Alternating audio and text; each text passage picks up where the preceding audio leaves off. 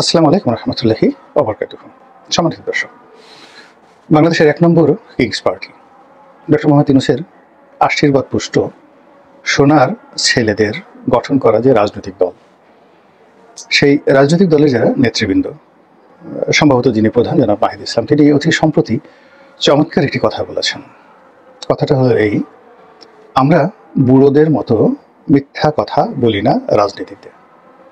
এখানে সঙ্গত কারণেই বিএনপিকে ইন্ডিকেট করা হয়েছে এবং বিএনপি যে সকল বয়স্ক নেতৃবৃন্দ যে রয়েছেন তাদেরকে ইন্ডিকেট করে যে কথা বলেছেন, তাতে স্পষ্টত বোঝা যায় যে বিএনপির শীর্ষ যারা নেতৃত্ব রয়েছেন, যাদের বয়স ৬০-এর উপরে, তারা সবাই বুড়ো মানুষ।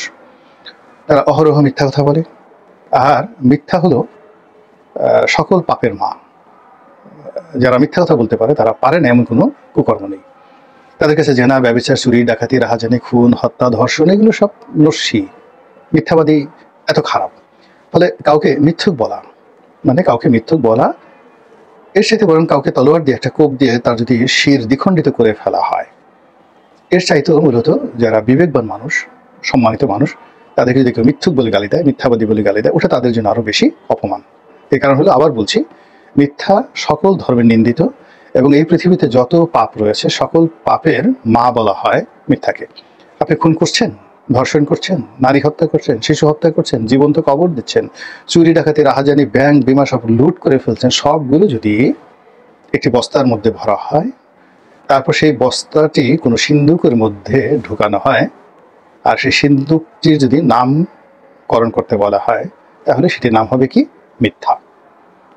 তো সেই অর্থে তরুণ যারা নেতৃবৃন্দ, তারা বিএনপি শীর্ষ নেতৃবৃন্দদেরকে ইন্ডিকেট করে, বা বাংলাদেশে যারা বয়স্ক লোক রয়েছেন তাদেরকে ইন্ডিকেট করে বলেছেন যে বুড়ারা রাজনীতি করতে গিয়ে অহরহ মিথ্যা কথা বলে।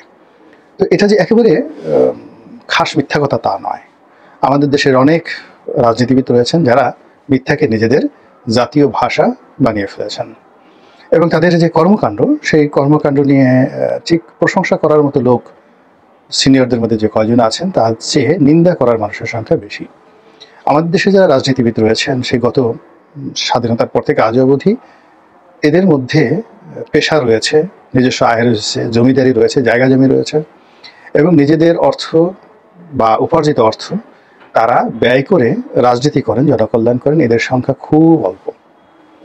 বেশিরভাগ রাজনীতিবিদ তারা জীবনের শুরুতে একেবারে তাদের পকেট শূন্য থাকে, তারপরে রাজনীতিতে যখন তারা হোমরা-চোমরা হয়ে ওঠেন, তখন তারা ক্যাশ নেন, কারেন্ট নেন, অর্থাৎ ঘড়ি দাও, টাকা দাও, গাড়ি দাও, বাড়ি দাও, তো নারী দাও, মানে তাদের যা কিছু প্রয়োজন সবই তারা এই অবৈধ উপায়ে সংগ্রহ করে।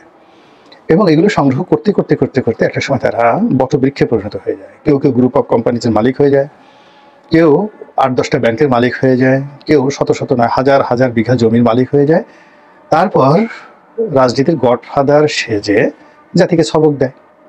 লেখাপড়া না থাকলেও তারা দেশের সবচেয়ে শিক্ষিত, জ্ঞান বুদ্ধি না থাকা সত্ত্বেও তারা সবচেয়ে বড় পণ্ডিত, দার্শনিকতা সম্পর্কে তাদের ন্যূনতম জ্ঞান থাকে না সত্ত্বেও তারা সক্রেটিস বা প্লেটোর মতো দেড় জাতিকে প্রতিনিয়ত তারা নসিহত করেন। তো এই যে রাজনীতিবিদদের যে একটা অংশ এরা মন্দ কাজ করেন, তা তো আমরা অস্বীকার করতে পারছি না, এবং এরা অনেকটা ক্যান্সারের মতো আমাদের এই মাথার উপর চেপে আছে। এই যে সরকারটি ক্ষমতা হারালো, আপনি দেখেন সেই সরকারের মূল অভিযোগ কী ছিল? চুরিচামারি। এই তো মানে আপনি যদি বলেন সুশাসন, তারপরে বিচার ব্যবস্থা, মানে অনেক ক্ষেত্রে উন্নয়ন, অনেক ক্ষেত্রে আপনি তাদেরকে যাকে বলা হয় নম্বর দিতে পারবেন। কিন্তু সেই সরকারের সবচেয়ে প্রধান অপরাধ সেটা হলো সরকারের কর্তা ব্যক্তিরা উঠতে বসতে মিথ্যা কথা বলতেন, চোখে মুখে মিথ্যা কথা। নিজেরা মিথ্যা কথা বলতেন, মিথ্যা তথ্য দিতেন, অপরকে মিথ্যাবাদী হিসেবে তারা সাব্যস্ত করতেন, এবং দেশ জাতির কাছে সবসময় একটা মিথ্যা নাটক তারা উপস্থাপন করতেন। সেটা জঙ্গি নাটক হোক, কিংবা জঙ্গি বিচার হোক, কিংবা যুদ্ধ অপরাধের বিচার হোক, এখানে মিথ্যার ব্যাসাতি ছিল অনেক বেশি। ফলে এই মিথ্যার কারণে কি হলো, তাদের যত ভালো কাজগুলো ছিল সব ভালো কাজের মধ্যে বিষ লেগে গিয়েছিল, এবং সেই বিষে বিষাক্ত হয়ে তারা ক্ষমতা হারিয়েছিল। একইভাবে অতীতে যারা ক্ষমতা হারিয়েছে, অতীতে যাদের পতন হয়েছে, অতীতে যাদের মৃত্যু হয়েছে, তাদের রাজনীতির প্রথম সমস্যা ছিল তারা মিথ্যুক, তারা মিথ্যাবাদী। দ্বিতীয়ত হলো তারা দুর্নীতি করেছে, আর তৃতীয়ত হলো যে তারা চরিত্রহীন। তাদের কোনো রকম নৈতিক চরিত্র ছিল না।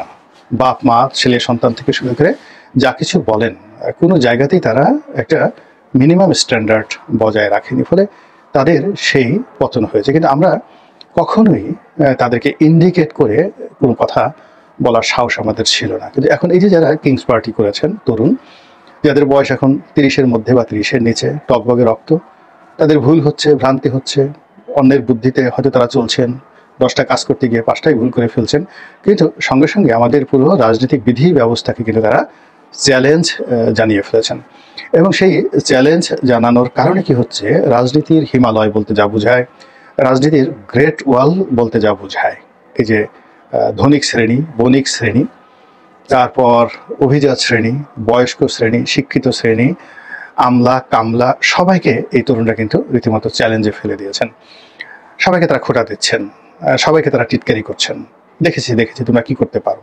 যেমন দেখা গেল যে বিএনপির বড় বড় নেতা একেবারে ইন্ডিকেট করে তারা খোঁটা দিচ্ছেন যে এই তোমরা এত বড় বীরত্ব দেখাচ্ছ, আমাদের কারণে তো তোমরা এখন নড়াচড়া করতে পারছো, আমাদের কারণে তোমাদের মামলা মোকদ্দমা থেকে তোমরা রক্ষা পেয়েছো, বড় বড় কথা বলতে পেরেছো, তোমরা বিদেশে ছিলে, আমাদের কারণে বাংলাদেশে আসতে পেরেছো, তোমরা দেখা বলে যে কি বলো, বাড়ির সামনে তোমাদের একটা বিরাট বালুর ট্রাক ছিল তোমাদের নেত্রীর, সেই বালুর ট্রাকটা সরানোর মতো মুরুদ তোমাদের হয়নি, একটা লোক সেই বালুর ট্রাকটা দেখার জন্য যেতে যেদিন সাহস পায়নি, এই তোমাদের সাহস শক্তি, আর সেটা নিয়ে তোমরা আমাদেরকে চ্যালেঞ্জ জানাচ্ছ।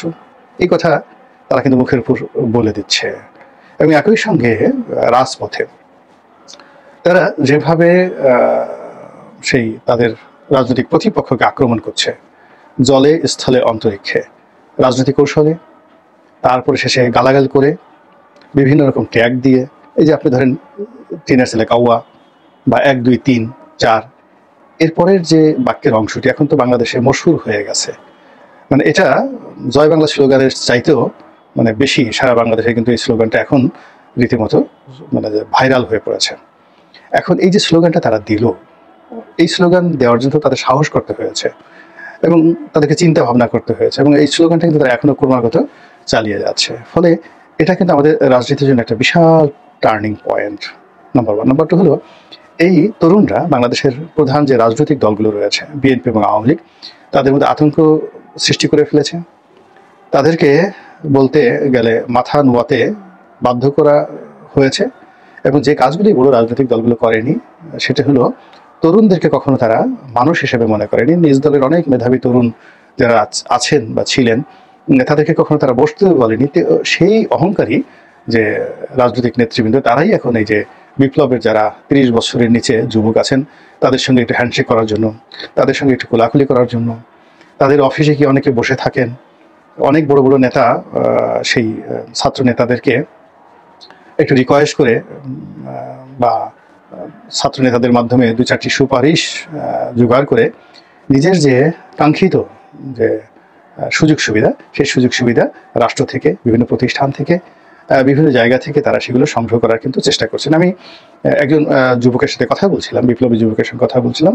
কথা বলার পর তিনি যেটা বললেন যে অমুক দলের অমুক বড় নেতা, সে তো আমাদের অফিসে গিয়ে বসে থাকে, রীতিমতো বসে থাকে। এখন আমি নিজে খুব অবাক হয়ে গেলাম যে আমি যাকে নেতা হিসেবে মনে করি, তো সে এই যুবকদের সাথে গিয়ে বসে থাকে, এটা কি ধরনের যাকে অবস্থা।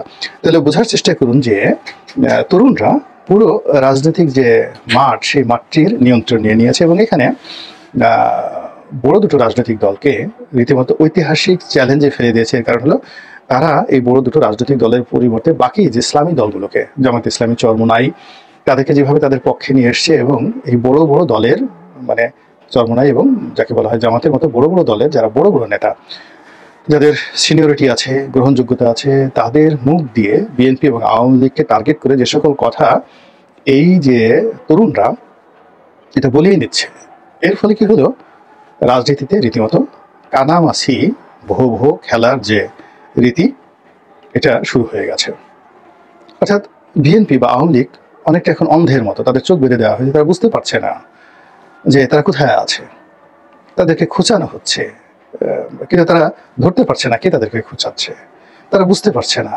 একেবারে ঠিক গ্রামের যে কানামাছি খেলার মতো পুরো রাজনীতির ময়দানটি এখন বিএনপি এবং আওয়ামী লীগের মতো এরকম কানামাছি বহু বহের মতো অবস্থা হয়ে গেছে।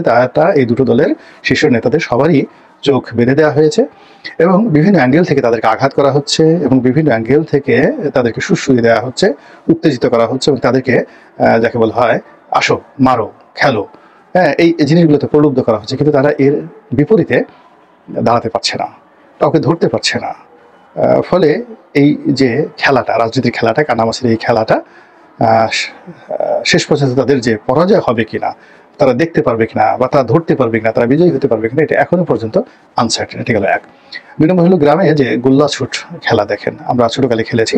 একটা নির্দিষ্ট গোল্লা করে বা সার্কেল করে তার মধ্যে একে অপরের হাত ধরে শক্তভাবে দাঁড়িয়ে থাকে এবং সেটা ঘুরতে থাকে। ঘুরতে থেকে সেই সার্কেলের বাইরে তাদের যে সকল প্রতিদ্বন্দ্বী রয়েছে তাদেরকে ফাঁকি দিয়ে একেবারে নির্দিষ্ট জায়গাতে যখন দৌড়ে তারা চলে যেতে পারে তখন সেইভাবে বিজয়ী হয়। তো সেক্ষেত্রে বর্তমানে যারা তরুণ নেতৃত্ব রয়েছে, সেই তরুণ নেতৃত্ব যেভাবে একজন আরেকজনের হাত ধরে দেশের প্রধানতম রাজনৈতিক দলের বিরুদ্ধে যারা আছেন তাদেরকে একই বৃত্তের মধ্যে, গোল্লার মধ্যে যেভাবে এনেছে এবং যেভাবে সার্কেল করা হচ্ছে চারিদিক থেকে, এটা তাদের রাজনৈতিক যারা প্রতিপক্ষ, সেই প্রতিপক্ষের নিঃশ্বাস প্রশ্বাসের সমস্যা হচ্ছে। এবং তাদেরকে যেভাবে দৌড়ের উপর রাখা হচ্ছে, বিভিন্নভাবে দৌড়ের উপর রাখা হচ্ছে এবং যে কৌশলগুলো করা হচ্ছে সেই কৌশলে তাদের চোখ, পঞ্চেন্দ্রিয়, হাত, পা রীতিমতো ক্লান্ত হয়ে যাচ্ছে। তারা একবার যমুনাতে দৃষ্টি নিক্ষেপ করাচ্ছে, আসো যমুনাতে আসো, আবার বলে যে না লন্ডনে যাও, লন্ডনে গিয়ে হোটেলে গিয়ে দেখা করো, তারপরে বলছে যে যমুনার প্রতি ভরসা রাখো, তারপর আবার বলছে লন্ডন বৈঠকের প্রতি ভরসা রাখো, তারপর আবার বলা হচ্ছে যে ঠিক আছে ঐকমত্যের কমিশন হচ্ছে, আসো, তারপরে বলা হচ্ছে যে বিভিন্ন সংস্কার কমিশন হচ্ছে, আসো। তো এই যে সিনিয়র যারা নেতৃবৃন্দ রয়েছেন তারা সেখানে যাচ্ছেন কোট পরে, টাই পরে, জুতা পলিশ করে, হাসি মুখে যাচ্ছেন এবং প্রথম দিকে তাদের খুব ধারণা ছিল যে না, আমরা এবার দেখাই দেবো যে আমরা যে রাজনীতি করতে পারি, আমরা যে জানি, যাদের সাথে বৈঠক করছি, সব কিছু করছি, তাদেরকে আমাদের জ্ঞানের দৌরত্ব, আমাদের প্রজ্ঞা, মেধা, এগুলো সব দেখিয়ে এমন নাস্তা নাবুদ করবো, এমন শিক্ষা দেবো যে জিন্দেগিতে আর মুখ তুলে কথা বলতে পারবে না। এভাবে কয়েক মাস চলে গেল। চলে যাওয়ার পরে বৈঠক একের পর এক হয়ে যাচ্ছে।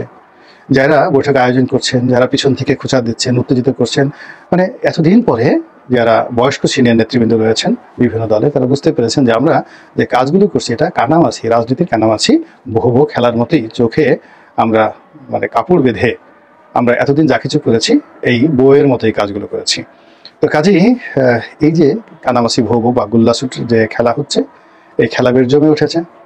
এখন এই খেলা কিভাবে শেষ হয় সেটাই দেখার বিষয়। আল্লাহ আমাদের সবাইকে হেদায়েত দান করুন এবং হেফাজত করুন। আসসালামু আলাইকুম ওয়া রাহমাতুল্লাহি ওয়া বারাকাতুহু।